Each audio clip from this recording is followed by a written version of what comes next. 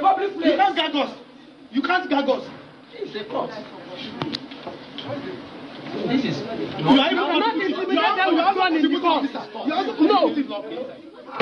That was the scenario that played out yesterday when DSS officials made efforts to stop journalists from monitoring proceedings at the Federal High Court on the detained aides of Sunday Igboho, legal practitioner Osage Obayuwana, and a veteran journalist and politician, Godwin Erahon, shared their thoughts. The court premises and the court halls are not an extension of the office of the DSS. Those facilities belong to an arm of government different from the executive arm, of which the DSS is a part. So it is highly objectionable that the DSS will want to take over court premises and dictate what happens,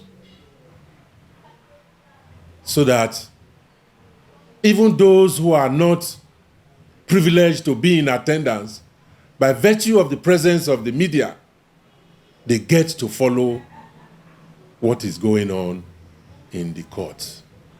That is why you find out that in every court hall, usually there's a press gallery. The only proviso and exception to that is when, for public safety, public morality, and in the public interest. I would argue that in the category of cases you've talked about, Nnamdi Kanu has been accused of so many terrible offenses, which is part and parcel of the media trial that the bar has consistently said is unacceptable. Now, if you have whet the appetite of members of the public that, oh, these gentlemen have committed all kinds of offenses against the nation, it is only fair and proper and in consonance with the provisions of the Constitution that their trial should be public. The purpose of allowing press free access to the coverage of judicial proceedings is to ensure transparency in the proceedings.